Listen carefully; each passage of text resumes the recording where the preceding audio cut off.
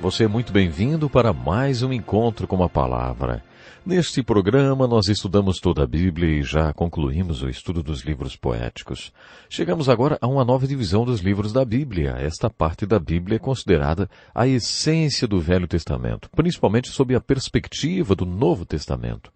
No Novo Testamento encontramos uma expressão que coloca esta subdivisão do Velho Testamento em destaque. A expressão é a lei e os profetas. É assim que frequentemente o Novo Testamento se refere ao Velho Testamento. Quando o Novo Testamento se refere ao Velho Testamento, com a expressão a lei e os profetas, ele está nos dizendo que há duas partes importantes no Velho Testamento. A primeira é a lei, os 5 primeiros livros da Bíblia, Gênesis, Êxodo, Levítico, Números e Deuteronômio. A segunda parte essencial do Velho Testamento é chamada os profetas. É essa a parte que abordaremos agora aqui no nosso estudo, iniciando com o livro de Isaías. Eu disse no resumo da Bíblia que há 10 tipos de livros na Bíblia. Há 5 tipos no Velho Testamento e 5 tipos no Novo Testamento. No Velho Testamento temos os livros da lei, os livros históricos, os livros poéticos e os livros dos profetas maiores e dos menores. No Novo Testamento temos os 4 evangelhos que são biografias de Jesus, um livro histórico, as cartas de Paulo, as cartas gerais e um livro profético, que é o Apocalipse. No Velho Testamento, entre os livros da lei e os livros proféticos, há 2 tipos de livros, os livros poéticos e os livros históricos. Os livros históricos são compostos pelos livros de Josué até o de Esther. Acabamos de estudar outra divisão que está entre a lei e os profetas, os livros poéticos. Uma das coisas mais importantes a respeito dos livros históricos é que eles nos dão o contexto histórico no qual os profetas viveram e pregaram e muitas vezes sofreram e morreram. Você deve estar lembrado que quando estudamos os livros históricos eu disse que devemos mesclar os profetas nesses livros porque todos eles se encaixam em algum lugar no contexto histórico dos livros históricos. Os escribas e rabis referem-se aos livros poéticos como os escritos, para distingui-los da lei e dos profetas. Os escritos ou os livros poéticos, eles são poesias inspiradas. No entanto, a essência do Velho Testamento são a lei e os profetas. Quando estudamos os 5 primeiros livros da Bíblia, diz que eles são o fundamento da Bíblia.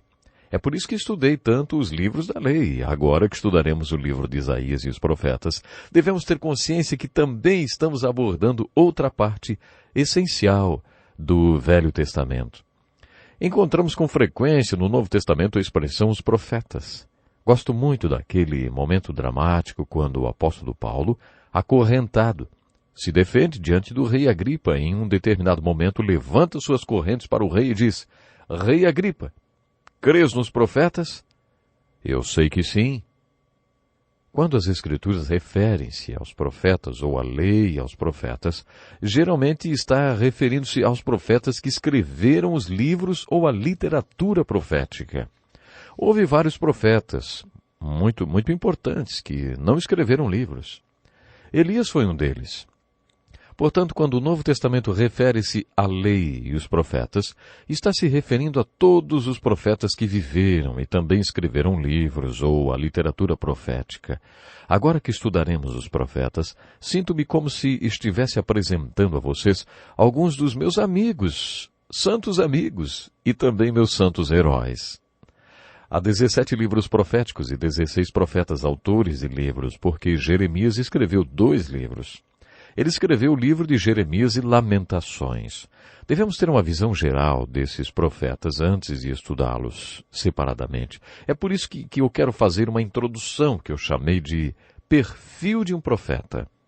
Uma das primeiras coisas que devemos fazer é comparar os profetas aos sacerdotes. Nos livros da lei, o líder espiritual é o sacerdote. Seu papel era muito importante porque ele intercedia pelo povo quando o povo pecava.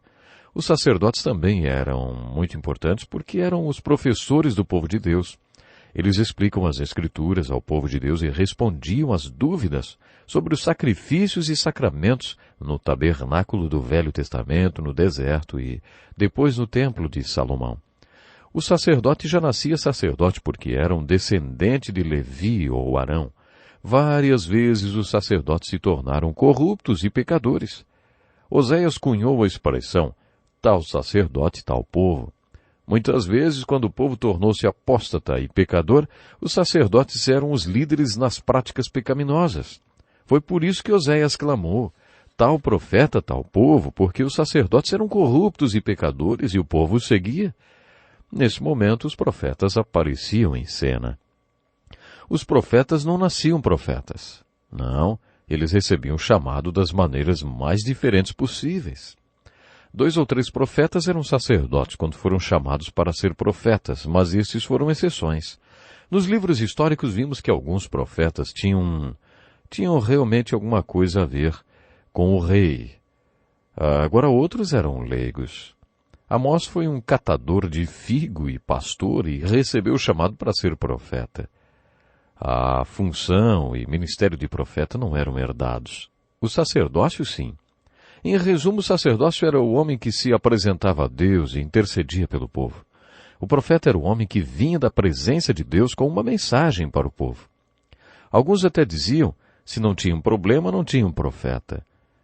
Os profetas apareciam em cena quando havia problemas. Todos esses profetas, autores de livros, viveram num período de 400 anos, que é o período da história do livro de Juízes. Também durou 400 anos o tempo compreendido entre os livros de Gênesis e Êxodo e também o período entre o Velho e o Novo Testamentos. Os profetas atuaram entre 800 e 400 a.C. Há uma razão para eles terem aparecido neste período da história dos hebreus. O povo era pecador e idólatra, adoravam outros deuses, e o julgamento de Deus estava prestes a vir sobre eles da forma da invasão dos assírios e do cativeiro do Reino do Norte. Esse episódio foi seguido por um período de aproximadamente 100 anos, quando aconteceu a invasão babilônica e o cativeiro do Reino do Sul. A maioria dos profetas precedeu os períodos das invasões e conquistas pela Síria ou pela Babilônia, ou então as pregações deles aconteceram durante esses eventos. Dos 16 profetas, 3 deles ministraram ou pregaram depois desses cativeiros, e estão relacionados à restauração e reconstrução posteriores ao retorno do povo de Deus do cativeiro babilônico. A maioria dos profetas precede as conquistas e cativeiros ou ministraram durante eles.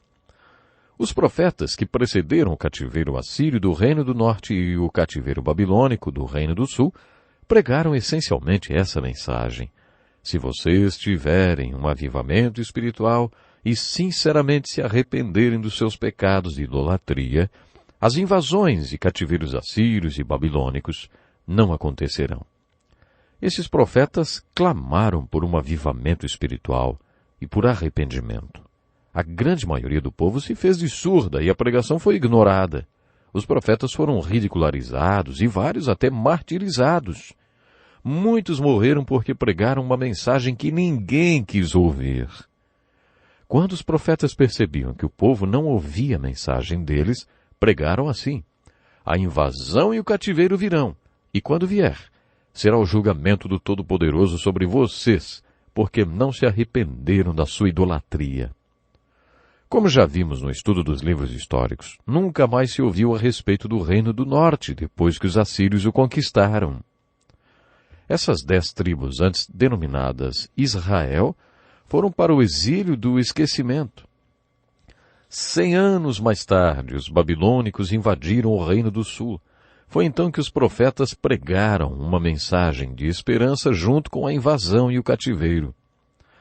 Eles receberam uma revelação profética. Vocês voltarão do cativeiro. Em 70 anos vocês voltarão. Eles viam o retorno do cativeiro babilônico como uma expressão da misericórdia e da graça de Deus. No entanto, a maioria dos profetas não viveu até lá. Além de pregarem o arrependimento e o reavivamento, os profetas também pregavam justiça social. Os pregadores de hoje, quando falam sobre este assunto, citam os textos dos profetas. Mas a principal ênfase não foi dada à injustiça social. A preocupação maior deles era o pecado do povo de Deus, principalmente a idolatria. Os profetas pregaram o julgamento de Deus que estava por vir na forma desses dois cativeiros. No caso do cativeiro babilônico, a mensagem do profeta era de misericórdia, graça e esperança. A única mensagem que eles tinham para o Reino do Sul durante o cativeiro babilônico era de esperança. Quando profetas como Jeremias pregavam o retorno do cativeiro, eles estavam pregando a misericórdia e a graça de Deus. Outro tema interessante da pregação dos profetas é a dispersão do povo de Deus pelos confins da terra. Sempre que eles pregavam dispersão, também anunciavam a volta desta dispersão. Quando eles pregaram o retorno do cativeiro babilônico, a mensagem sempre estava mesclada com as profecias messiânicas. É difícil separar as profecias messiânicas das profecias da volta literal, do retorno babilônico, que aconteceu 70 anos depois que o povo de Deus foi levado cativo para a Babilônia. É difícil separar as profecias da primeira vinda do Messias das profecias que alcançam os nossos dias da segunda vinda de Cristo. Os profetas fizeram importantes profecias messiânicas. A grande solução de Deus através do seu Salvador, que é Jesus Cristo, claro, Filho de Deus. Esses profetas apresentam a vida de Cristo em dois episódios. Primeiro, ele vem como Salvador sofredor para morrer pelos pecados do mundo. Mas depois, ele vem uma segunda vez. Essa segunda vinda de Cristo porá tudo em ordem.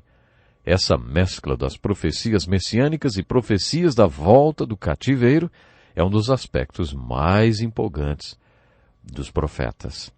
Como já disse antes, todos os profetas viveram e pregaram durante um período de 400 anos da história dos hebreus.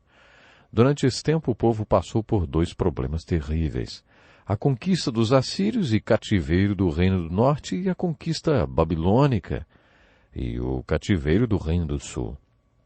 Os profetas abordaram esses dois problemas até o fim do cativeiro babilônico e assim a obra de Deus pôde continuar. A obra de Deus era a formação de um povo temente a Deus através do qual viria um Messias e salvação para todo o mundo. Temos mais uma definição para a palavra profeta. Esta palavra é composta de duas outras que significam ficar diante de e fazer brilhar. O profeta ficava diante da palavra escrita de Deus, e a fazia brilhar para que o povo de Deus a entendesse. Os profetas mostravam ao povo como aplicar a palavra de Deus e os exortava a obedecê-la. Eliseu foi um grande profeta. Nos dias de Eliseu, o povo tinha se afastado de Deus e estava envolvido na adoração a Baal.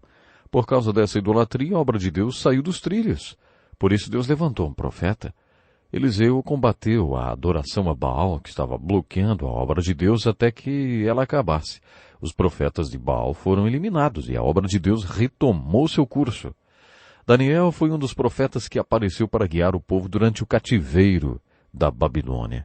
Como o povo de Deus enfrentaria o cativeiro? Vamos supor que o mundo vire de ponta cabeça e uma conspiração internacional conquiste o mundo livre. É só uma suposição, é claro. Mas vamos supor que todos os seguidores de Jesus Cristo fossem mandados para trabalhos forçados nas minas de carvão da Sibéria por 3 anos antes de morrerem. Vamos supor ainda que pusessem cadeados em todas as igrejas, sinagogas e templos, que ser religioso passasse a ser considerado crime e todas as religiões fossem proibidas. Muita gente poderia dizer: Deus não trabalha assim. Deus não trabalha mais. Ele parou de agir. Ele não pode fazer mais nada. As pessoas se esquecem que a igreja nasceu em uma sociedade totalmente controlada pelo Império Romano que repudiava o cristianismo. Foi assim que a igreja surgiu e ela nunca foi tão forte como nos primeiros 300 anos de sua história, quando vivia na ilegalidade. Deus não deixa de trabalhar quando poderes políticos oprimem o povo. Depois de 70 anos no cativeiro babilônico, o reino do sul, conhecido como Judá, voltou. O povo de Judá foi chamado judeu e teve que passar pelo cativeiro para que Deus construísse sua nação santa. Foi então que Deus levantou um jovem chamado Daniel. Deus levantou Daniel para guiar o povo durante os anos do cativeiro até que ele acabasse. Quando o cativeiro começou, Daniel era um adolescente e ele viveu todo o período de cativeiro. Ezequiel tinha a mesma idade que Daniel e foi para o cativeiro 9 anos depois. Ezequiel foi para o cativeiro com 25 anos e Daniel com 14. Deus levantou esse adolescente como profeta para mostrar ao povo como viver na Babilônia até que saíssem do cativeiro. Mais tarde, a Babilônia tornou-se a Pérsia. Se um poder ateísta conquistasse o mundo, nós, pregadores, desapareceríamos. Você ia querer saber o que tinha acontecido conosco? Pastores que viveram sob esse tipo de regime desapareceram no meio da noite. Guarde o que estou falando. O livro que você iria gostar de ler se vivesse em um país assim seria o livro de Daniel, porque ele mostra como viver sob cativeiro. Esse foi e ainda é o propósito do ministério de Daniel. Quando você estiver lendo sobre algum profeta, deve fazer a pergunta: qual o problema que bloqueava a obra de Deus quando essa pessoa foi chamada para ser profeta? Como o seu ministério fez com que esse problema fosse removido? Por exemplo, nos dias de Ageu, o povo estava voltando do cativeiro babilônico e a obra de Deus era a reconstrução do templo em Jerusalém. O povo enfrentou muita perseguição durante a reconstrução do templo. Apesar de terem recebido permissão para retornar e para reconstruir o templo, eles encontraram oposição quando iniciaram a reconstrução. E quando a perseguição começou, eles pararam a reconstrução, ficaram preocupados e distraídos com a construção de suas próprias casas. Isso continuou por alguns anos até que Deus levantou Ageu. Ageu pregou sobre o templo para o povo. Acaso é tempo de vocês morarem em casas de fino acabamento, enquanto a minha casa continua destruída? Ageu exortou o povo a que voltassem ao trabalho e reconstruíssem o templo de Deus. Por causa de sua pregação, o povo parou de construir suas próprias casas. Eles restabeleceram suas prioridades. Eles colocaram Deus e o templo em primeiro lugar e suas próprias casas em segundo. Daí então a obra de Deus retomou seu curso e Ageu saiu de cena. Ageu tinha entrado em cena e colocado a obra de Deus nos trilhos outra vez. Você verá os profetas fazendo esse tipo de trabalho, e isso em toda a literatura profética do Velho Testamento. As epístolas do Novo Testamento têm um padrão semelhante à dos livros proféticos do Velho Testamento. Uma epístola é uma carta escrita por um apóstolo, e a obra de Deus no Novo Testamento é a construção da Igreja de Cristo. Quando surgiam problemas e obstáculos que bloqueavam a obra de Deus, Deus levantava um apóstolo que escrevia uma epístola. Qual é o propósito das epístolas dos apóstolos? Era pregar contra os obstáculos que bloqueavam a construção da igreja até que ele fosse removido e então a obra continuasse. Quando lemos os profetas, devemos nos perguntar: qual o problema bloqueava a obra de Deus e como o ministério desse profeta fez com que o problema fosse removido? Quando lemos as epístolas do Novo Testamento, devemos nos perguntar: qual é a aplicação de todos esses ensinamentos para a minha vida? Deus quer fazer sua obra através do seu povo. Isto é tão verdadeiro hoje como era nos dias dos profetas ou dos apóstolos. Se você acredita que a obra de Deus está sendo bloqueada onde você foi estrategicamente colocado por Deus, ore até que você saiba qual é o problema que está impedindo a obra de Deus. Depois que Deus mostrar a você qual é esse problema, vá para as epístolas dos apóstolos. Observe a coragem dos apóstolos nas epístolas ou dos profetas, nos livros proféticos, para anunciar a mensagem revelada. Através das mensagens dos profetas e dos apóstolos, você terá revelação para a solução do problema que está bloqueando a obra de Deus onde você vive. Pode ser que Deus queira que você seja o profeta que vai apontar o problema que está bloqueando sua obra para Ele, e que esse objeto que está bloqueando esse problema seja removido e a obra possa continuar. Deus quer trabalhar na sua vida. Será que a obra na sua vida não está sendo bloqueada, por exemplo? Se estiver, você encontrará nos profetas e nos apóstolos o problema que está bloqueando a obra de Deus e a solução para ele. Assim o problema será removido e a obra de Deus na sua vida vai continuar. Os problemas combatidos nas epístolas do Novo Testamento são os mesmos dos livros proféticos do Velho Testamento? Não são os mesmos. Os problemas apontados nos livros proféticos, que podem ser os mesmos que você enfrenta em sua vida ou no lugar em que você vive, não se repetem em outra parte da Bíblia. Eles são apontados apenas nos livros proféticos. Portanto, os problemas combatidos nas epístolas do Novo Testamento não são os mesmos dos livros proféticos no Velho Testamento. Preciso falar um pouco sobre o contexto histórico dos profetas. Quando você estuda a Bíblia, enfrenta o desafio de ter uma visão cronológica da Bíblia. Os livros da Bíblia não estão organizados cronologicamente. Eles estão organizados de acordo com o conteúdo de cada um. Qual é a ordem cronológica dos livros proféticos? Onde os profetas se encaixam nos livros históricos? Em que período da história dos hebreus eles viveram, pregaram, sofreram e morreram? Você terá que descobrir isso. Neste programa você conhecerá mais sobre o contexto histórico dos profetas. Este não é um curso acadêmico e nem eu sou um doutor. Eu não quero sobrecarregar você com dados históricos, principalmente com datas. No entanto, se você quiser saber sobre o que os profetas estão falando e o que vai no coração deles, precisa conhecer alguns fatos históricos.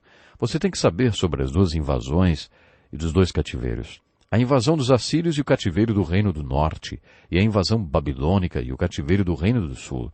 Todos os profetas estavam muito preocupados com essas duas invasões e com esses dois cativeiros. Quando os profetas expressam sua preocupação, falam sobre 4 cidades que caíram. Você já ouviu falar no livro A Queda da Bastilha? O seu título em inglês é O Conto de 2 Cidades. Poderíamos chamar essa literatura profética de O Conto de 4 Cidades. Os 2 reinos que invadiram os reinos do norte e do sul tinham capitais. A capital da Síria era Nínive. Os textos proféticos descrevem a queda de Nínive. A sua cidade capital inimiga era a Babilônia. Essas 2 cidades eram importantes e a descrição da queda delas é feita com muitos detalhes. As invasões e os cativeiros que preocuparam os profetas causaram a queda das capitais dos 2 reinos do povo de Deus. A capital do Reino do Norte era Samaria. A queda de Samaria é descrita nos escritos proféticos. A capital do Reino do Sul era Jerusalém. O foco principal dos livros proféticos está sobre Jerusalém e o cativeiro do povo de Deus, que aconteceu depois da queda de Jerusalém. É muito importante entender que os livros históricos descrevem a ascensão e queda dos reinos de Israel e de Judá.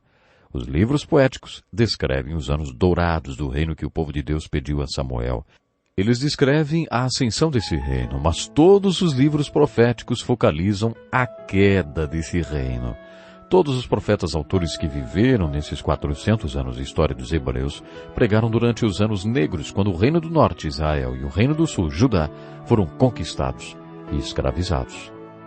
Estamos terminando, mas procure conhecer mais sobre cada um dos profetas. Os profetas vão ensinar a você algo muito interessante. E se prepare também para ser usado por Deus. Pense nisso e até o nosso próximo programa.